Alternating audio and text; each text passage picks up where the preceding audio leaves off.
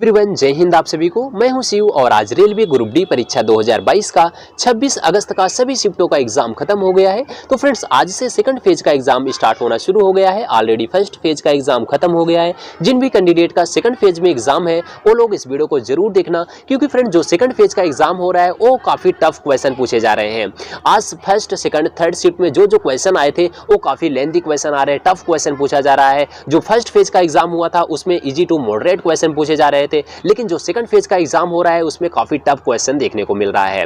तो फ्रेंड्स, इस वीडियो में हम आपको पूरा बताएंगे कि जीके के कौन कौन से क्वेश्चन आज पूछे गए थे, साइंस के कौन से क्वेश्चन आए थे, मैथ किस टॉपिक से आज ज्यादा क्वेश्चन बना था, रीजनिंग कैसी पूछी जा रही है, सब कुछ इस वीडियो में पूरा एनालिसिस करेंगे। अगर आपका भी एग्जाम सेकंड फेज में है तो आप लोग इस गलती को मत करिएगा। जो आपको इस वीडियो में हम आपको बताएंगे और सारे क्वेश्चन को बताएंगे, इस टाइप के क्वेश्चन आगे भी पूछे जाएंगे। तो फ्रेंड्स, इसी तरह से अगर आप रेलवे ग्रुप डी के हर एक शिफ्टों का एनालिसिस करना चाहते हैं तो हमारे चैनल को सब्सक्राइब कर लो, जहां हम आपको आने वाले हर एक शिफ्टों का पूरे रियल क्वेश्चन का एनालिसिस कराएंगे और साथ ही जीके और साइंस के एक्सपेक्टेड 45 क्वेश्चन का प्रैक्टिस भी डेली कराते हैं। तो फ्रेंड्स, बिना देरी के स्टार्ट करेंगे आज के पूछे गए पहले क्वेश्चन से। तो फ्रेंड्स, पहला क्वेश्चन पूछा गया था कि गांधी जी की 150वीं जयंती किस वर्ष मनाई गई थी। तो फ्रेंड्स, आपको बता दें कि जो गांधी जी की 150वीं जयंती मनाई गई थी वो 2 अक्टूबर 2019 को मनाई गई थी। इसका आंसर 2019 बिल्कुल सही था। एक क्वेश्चन पूछा गया था प्रो कबड्डी लीग 2022 किसने जीता है। तो फ्रेंड्स, आपको बता दें जो रिसेंटली में प्रो कबड्डी लीग 2022 का सेशन शुरू हुआ था वो दबंग दिल्ली ने जीता है। तो इसका आंसर दबंग दिल्ली था। तो फ्रेंड्स, पहले हम लोग फर्स्ट शिफ्ट के क्वेश्चन को पढ़ेंगे, उसके बाद सेकंड शिफ्ट के क्वेश्चन को पढ़ेंगे, उसके बाद थर्ड शिफ्ट के क्वेश्चन को पढ़ने वाले हैं। इस वीडियो में आपको तीनों शिफ्ट के क्वेश्चन को आपको बताएंगे और साथ ही साथ बताएंगे कि मैथ आज किस टॉपिक से ज्यादा क्वेश्चन बना था, रीजनिंग कहां से बनी थी, क्योंकि इस टॉपिक से अगर आप ज्यादा से ज्यादा प्रैक्टिस करेंगे आपको बहुत ही ज्यादा हेल्प होगा। अगला क्वेश्चन फ्रेंड्स देखिए, पूछा गया था कि ब्रह्मपुत्र नदी पर कौन सी सबसे बड़ी नदी द्वीप है। तो फ्रेंड्स, आपको बता दें जो ब्रह्मपुत्र नदी पर सबसे बड़ी नदी द्वीप है वो है माजुली द्वीप। तो इसका आंसर माजुली द्वीप बिल्कुल सही था। इस टॉपिक से आप लोग को ज्यादा से ज्यादा क्वेश्चन पढ़ के जाना है, यहां से क्वेश्चन पूछे जा रहे हैं। और अगला क्वेश्चन पूछा गया था कि भारत में सबसे पहले साहित्य का नोबेल पुरस्कार किसे मिला था। तो फ्रेंड्स, इंपॉर्टेंट क्वेश्चन है। आपको बता दें भारत में सबसे पहले जो साहित्य का नोबेल पुरस्कार मिला था वो रविंद्रनाथ टैगोर को मिला था। तो इसका आंसर रविंद्रनाथ टैगोर बिल्कुल सही था। अगर आपको पूछे कब मिला था तो आप लोग याद रखिएगा 1913 ईस्वी में दिया गया था। एक क्वेश्चन फ्रेंड्स पूछा गया था कि भारत में तीसरे स्थान पर सबसे ज्यादा बोली जाने वाली भाषा कौन सी है। तो फ्रेंड्स, आपको बता दें जो क्वेश्चन पिछले शिफ्ट में पूछा हुआ है वो क्वेश्चन आगे भी रिपीट हो सकता है, क्योंकि फ्रेंड्स एक क्वेश्चन पिछले शिफ्ट में पूछा हुआ क्वेश्चन है और आज भी रिपीट हो गया है। तो इस टाइप के क्वेश्चन पूछे जा रहे हैं। तो फ्रेंड्स, बता दें कि भारत में तीसरे स्थान पर सबसे ज्यादा बोली जाने वाली भाषा है मराठी भाषा। तो मराठी भाषा भारत में तीसरे स्थान पर बोली जाने वाली सबसे ज्यादा भाषा है। अगर पूछा जाए सबसे पहले स्थान पर कौन सी भाषा है तो हिंदी सबसे ज्यादा बोली जाती है, उसके बाद दूसरे नंबर पर है बंगाली भाषा, तो तीसरे नंबर पर है मराठी भाषा। अगला क्वेश्चन एक फ्रेंड्स पूछा गया था कि राज्यसभा में सीटों का जो बंटवारा होता है वो किस अनुसूची में है। तो फ्रेंड्स, आपको बता दें राज्यसभा में सीटों का बंटवारा अनुसूची में जो संविधान की चौथी अनुसूची में दिया गया है। किस अनुसूची में है? संविधान की चौथी अनुसूची में है। तो इसका आंसर चौथी अनुसूची बिल्कुल सही था। एक क्वेश्चन फ्रेंड्स पूछा गया था न्यूलैंड के अष्टक नियम में बेरिलियम के जैसा गुण किसका होता है। तो फ्रेंड्स, आपको बता दें कि न्यूलैंड के अष्टक नियम से क्वेश्चन ज्यादा बन रहा है। आप लोग यहां से क्वेश्चन पढ़ के जाना, आगे शिफ्टों में जरूर क्वेश्चन पूछा जाएगा। तो फ्रेंड्स, न्यूलैंड के अष्टक नियम में बेरिलियम के जैसा गुण किसका होता है तो मैग्नीशियम का होता है। तो इसका आंसर मैग्नीशियम बिल्कुल सही था। एक क्वेश्चन फ्रेंड्स पूछा गया था महंगाई को कम करने के लिए भारतीय रिजर्व बैंक यानी आरबीआई क्या काम करता है। तो फ्रेंड्स, आपको बता दें महंगाई को कम करने के लिए जो आरबीआई है वो रेपो रेट को कम करता है। अगर महंगाई को आगे बढ़ाना है तो रेपो रेट को आगे करता है, और अगर महंगाई को कम करना है तो रेपो रेट को कम किया जाता है। तो इसका आंसर रेपो रेट बिल्कुल सही था। एक क्वेश्चन फ्रेंड्स पूछा गया था फरवरी 2022 में बेंगलुरु में किसने अपना साइबर सिक्योरिटी हब खोला है। तो फ्रेंड्स, आपको बता दें फरवरी 2022 में बेंगलुरु में आईबीएम ने अपना साइबर सिक्योरिटी हब खोला है। तो इसका आंसर आईबीएम बिल्कुल सही था। तो फ्रेंड्स, करंट अफेयर से क्वेश्चन पूछा गया था। करंट अफेयर से कम 6 से 7 क्वेश्चन पूछे जा रहे हैं 2021 और 2022 के। ऑलमोस्ट क्वेश्चन 2022 के पूछे जा रहे हैं। आप लोग 2022 के जितने भी करंट अफेयर्स बन रहे हैं जनवरी से लेकर मई जून तक करंट अफेयर्स जरूर पढ़ना है, वहां से ज्यादा क्वेश्चन देखने को मिल रहा है। एक क्वेश्चन फ्रेंड्स पूछा गया था कि गैसीय पदार्थ पौधे से किस प्रकार निकलते हैं। यानी फ्रेंड्स आपको पूछा गया था गैसीय पदार्थ पौधे से किस प्रकार से निकलते हैं, तो आपका आंसर था रंध्रों से निकलते हैं। रंध्रों द्वारा इसका बिल्कुल सही था, आपका आंसर था रंध्रों द्वारा निकलते हैं। एक क्वेश्चन फ्रेंड्स पूछा गया था कि टमाटर, संतरा, सिरका में कौन सा अम्ल पाया जाता है। तो फ्रेंड्स ये जो क्वेश्चन पूछा गया था, एक क्वेश्चन मिलान करने के लिए दिया गया था कि कौन से अम्ल किस में पाया जाता है। तो टमाटर दिया गया था, टमाटर में आपको पता है ऑक्जेलिक अम्ल पाया जाता है। संतरा दिया गया था, संतरा में सिट्रिक अम्ल पाया जाता है। सिरका दिया गया था, सिरका में एसिटिक अम्ल पाया जाता है। तो इस तीनों में आपको मिलान करने के लिए दिया गया था, ये आपको ऑप्शन में दिया गया था। एक क्वेश्चन फ्रेंड्स पूछा गया था कि स्टार्च का संग्रहण पौधे के किस भाग में होता है। तो फ्रेंड्स आपको बता दें स्टार्च का जो संग्रहण होता है वो पौधे के ल्यूकोप्लास्ट में होता है। तो इसका आंसर ल्यूकोप्लास्ट बिल्कुल सही था। एक क्वेश्चन फ्रेंड्स पूछा गया था डीएनए में क्या पाया जाता है। तो फ्रेंड्स आपको बता दें डीएनए में एडेनिन व ग्वानिन, थाइमिन और साइटोसिन पाया जाता है। तो इसमें से कुछ ऑप्शन दिया गया होगा जो आपके ऑप्शन में बिल्कुल सही था। तो फ्रेंड्स डीएनए से भी आप लोग क्वेश्चन पढ़ के जाना, जिस टाइप के क्वेश्चन पूछे जा रहे हैं इससे रिलेटेड क्वेश्चन जरूर पढ़ के जाना, आगे की शिफ्टों में पूछा जाएगा। तो फ्रेंड्स एक क्वेश्चन पूछा गया था कि ई विधान एप्लीकेशन के द्वारा भारत की पहली पेपरलेस विधानसभा कौन सी बनी है। तो फ्रेंड्स देखिए करंट अफेयर से ये भी क्वेश्चन पूछा गया था। ई विधान एप्लीकेशन के द्वारा भारत की पहली जो पेपरलेस विधानसभा बनी है वो नागालैंड बनी है। तो नागालैंड इसका बिल्कुल सही आंसर था। आगे क्वेश्चन पूछा जा सकता है फ्रेंड्स कि पेपरलेस हाई कोर्ट कौन सी है। तो पेपरलेस अगर हाई कोर्ट पूछे तो केरल आंसर होगा, अगर पेपरलेस बजट पूछे तो उत्तर प्रदेश इसका आंसर होगा। तो ये तीनों क्वेश्चन आप लोग पढ़ के जाना, इससे रिलेटेड क्वेश्चन आगे के शिफ्टों में पूछा जा सकता है। एक क्वेश्चन फ्रेंड्स पूछा गया था प्रत्येक वर्ष सूरज कुंड मेले का आयोजन कहाँ होता है। तो फ्रेंड्स आपको बता दें प्रत्येक वर्ष सूरज कुंड जो मेले का आयोजन होता है वो फरीदाबाद में होता है। तो फरीदाबाद इसका बिल्कुल सही आंसर था। एक क्वेश्चन फ्रेंड्स पूछा गया था कि अमृता देवी बिश्नोई किन पेड़ों की रक्षा के लिए अपनी बलिदान दे दी थी। तो फ्रेंड्स आपको बता दें अमृता देवी बिश्नोई जो है वो खेजड़ी के पेड़ों के लिए अपनी बलिदान दे दी थी। किस पेड़ों के लिए, तो खेजड़ी पेड़ों के लिए इसका आंसर था। खेजड़ी पेड़ इसका बिल्कुल सही आंसर था। एक क्वेश्चन फ्रेंड्स पूछा गया था सबसे अधिक विद्युत ऋणात्मकता वाला तत्व कौन सा है।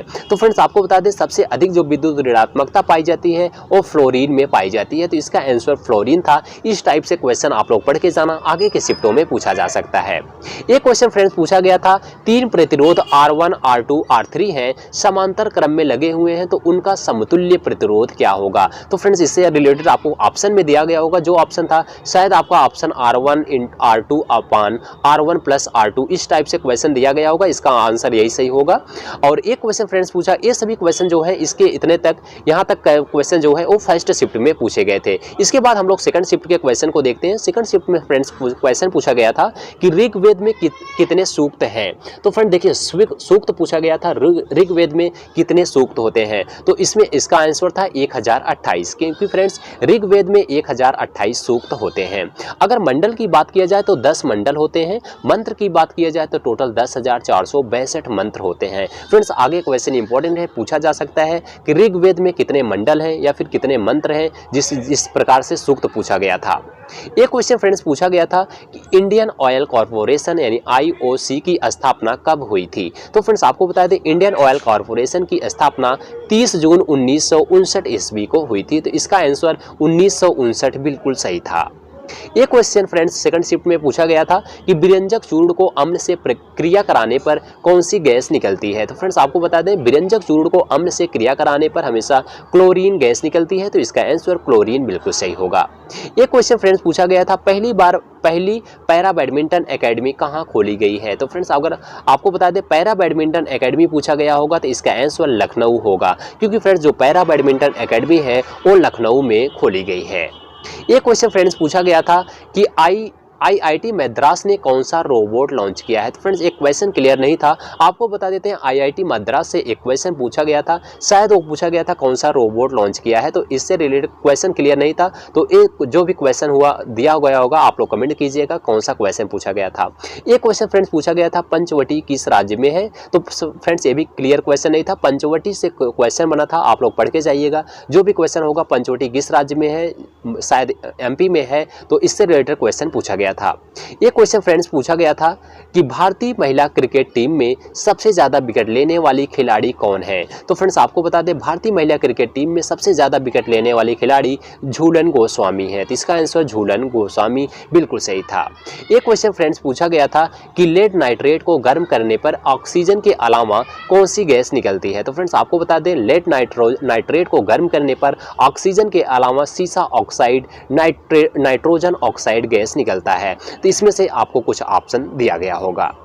एक क्वेश्चन फ्रेंड्स पूछा गया था कि साइमन कमीशन 1928, यानी पूछा गया था, मिलान करने के लिए दिया गया था, साइमन कमीशन दिया गया था, उसके आगे सन लिखा गया था, जलियांवाला बाग हत्याकांड दिया गया था, फिर उसके आगे सन दिया गया था, दो और दिए गए थे, क्रिप्स मिशन दिया गया था और चौरी चौरा कांड दिया गया था। इसमें से आपको मिलाना था किस वर्ष में क्या हुआ था। तो फ्रेंड्स आपको बता देते हैं, साइमन कमीशन जो था वो 1928 में था, जलियांवाला बाग हत्याकांड 1919 था, बिल्कुल सही इसका आंसर था। क्रिप्स मिशन जो था 1942 इसका आंसर था, और चौरी चौरा कांड जो था 1922 इसका आंसर था। तो ये आंसर इसका बिल्कुल सही था। और एक क्वेश्चन फ्रेंड्स, अगला क्वेश्चन पूछा गया था कि गुजरात में होने वाले राष्ट्रीय खेलों में कितने खेलों को शामिल किया गया है। तो फ्रेंड देखिए, ये थर्ड शिफ्ट में क्वेश्चन पूछा गया था, गुजरात में होने वाले राष्ट्रीय खेलों में कितने खेलों को शामिल किया गया है। तो याद रखना 36 खेलों को शामिल किया गया है। फ्रेंड्स इंपॉर्टेंट क्वेश्चन है, आपको बता देते हैं, रिपीटेड क्वेश्चन है। पिछले भी शिफ्ट में पूछा गया था कि गुजरात में होने वाले राष्ट्रीय खेलों में कितने शहरों में होगा, जो राष्ट्रीय खेल होगा वो कितने शहरों में होगा। तो वो 6 शहरों में होगा। याद रखना, गुजरात के 6 शहरों में ये राष्ट्रीय खेल होने वाला है। आगे भी क्वेश्चन पूछा जा सकता है कि कितने शहरों में होगा, 6 शहरों में होगा, कितने खेल इसमें होंगे, तो 36 खेल इसमें होंगे। तो याद रखना, आगे क्वेश्चन पूछा जा सकता है। एक क्वेश्चन फ्रेंड्स पूछा गया था, अनुच्छेद 24 में कितने वर्ष तक के बच्चों को कारखानों में काम करने के लिए प्रतिबाधा लगाई गई है। यानी अनुच्छेद 24 में कितने वर्ष से कम बच्चे कारखानों में काम नहीं कर सकते हैं। तो इसका आंसर था 14 वर्ष। 14 वर्ष से कम बच्चे कारखाने में काम नहीं कर सकते हैं, अनुच्छेद 24 में दिया गया। अगला क्वेश्चन फ्रेंड्स पूछा गया था, 2022 में इसरो द्वारा कौन सा प्रक्षेपण लॉन्च किया गया है।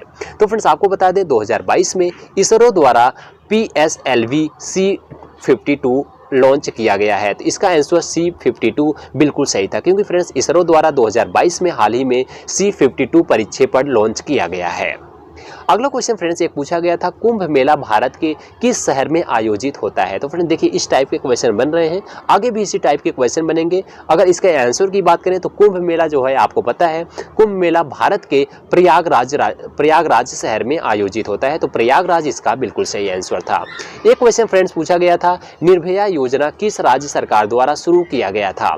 तो फ्रेंड्स निर्भया योजना जो है वो उत्तर प्रदेश के मुख्यमंत्री योगी आदित्यनाथ के द्वारा शुरू किया गया था। तो इसका आंसर उत्तर प्रदेश बिल्कुल सही था। एक क्वेश्चन फ्रेंड्स पूछा गया था, निम्नलिखित में से किसने राष्ट्रीय डोपिंग रोधी एजेंसी का पहला मोबाइल ऐप लॉन्च किया है। तो फ्रेंड्स आपको बता दें, किरण रिजिजू जो है वो राष्ट्रीय डोपिंग रोधी एजेंसी का मोबाइल ऐप लॉन्च किए थे। तो इसका आंसर किरण रिजिजू बिल्कुल सही था। एक क्वेश्चन फ्रेंड्स पूछा गया था, राज्यसभा का सभापति की नियुक्ति कौन करता है। तो फ्रेंड्स इसका आंसर आप लोग कमेंट बॉक्स में दीजिएगा, कौन सा ऑप्शन दिया गया था और कौन सा करेक्ट ऑप्शन था। तो आप लोग कमेंट बॉक्स में इसका आंसर बताइएगा। एक क्वेश्चन फ्रेंड्स पूछा गया था, भारत के संविधान में व्यापार की स्वतंत्रता की अवधारणा किस देश के संविधान से लिया गया है। तो फ्रेंड्स आपको बता दें, भारत के संविधान में व्यापार की स्वतंत्रता की जो अवधारणा है वो ऑस्ट्रेलियाई संविधान के देश से लिया गया है। इसका आंसर ऑस्ट्रेलिया बिल्कुल सही था। तो फ्रेंड्स एक क्वेश्चन आया था, एक नहीं 2-3 क्वेश्चन पूछे जा रहे हैं ओम के नियम से न्यूमेरिकल। तो फ्रेंड्स न्यूमेरिकल जो पूछा जा रहा है, ज़्यादातर न्यूमेरिकल ओम के नियम से देखने को मिल रहा है। तो फिजिक्स में ओम के नियम से आप लोग ज़्यादा से ज़्यादा न्यूमेरिकल को पढ़ के जाइएगा। हर एक शिफ्ट में 2 क्वेश्चन जरूर पूछे जा रहे हैं। तो फ्रेंड्स ये सभी क्वेश्चन जीके और साइंस के पूछे गए थे। जीके और साइंस के जो क्वेश्चन हमने आपको बताया, इससे रिलेटेड क्वेश्चन आप लोग जरूर पढ़ना। आगे के शिफ्टों में इसी से रिलेटेड क्वेश्चन जरूर देखने को मिलेगा।